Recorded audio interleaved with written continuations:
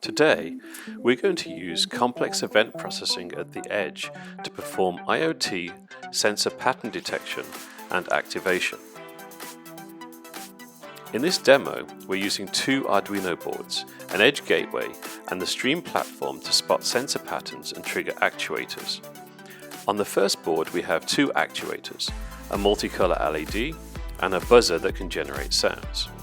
On the second board, we have four sensors, a button, a shock sensor, a light level sensor, and a temperature monitor. We will look for a sequence of events. First, the button is pressed, then a shock detected, the light level reduced, the temperature increases, then the button pressed again. This has the following effects. At the beginning, the LED is red. The button turns it yellow, shock makes it orange, light turns it green, temperature it becomes blue, and finally, it plays a tune on the final button press. The back-end processing is done using a Striim data flow at the edge, with monitoring of all the sensor values and commands displayed on the dashboard. These are our sensors on the first board. We have a button, a shock sensor, a light level detector, and a temperature sensor.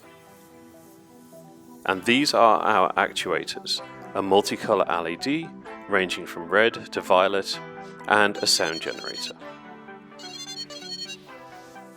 The Striim server is still performing analysis, calculating stats for sensor values, and storing these for display. The dashboard displays the sensor data in real time, as well as commands sent to the actuators based on CEP processing.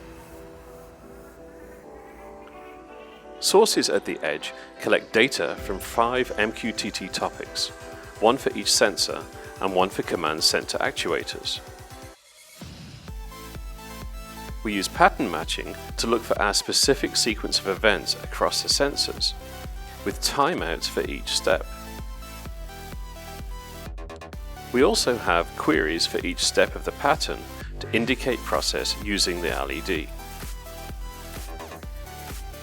Each match sends a particular color to the LED over MQTT, and if we match all steps, a message is sent to play a tune.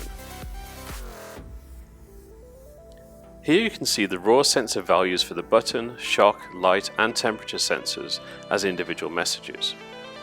And this is the corresponding CEP output used to trigger the LED and play a tune. Now you understand what to expect, let's see it all in action.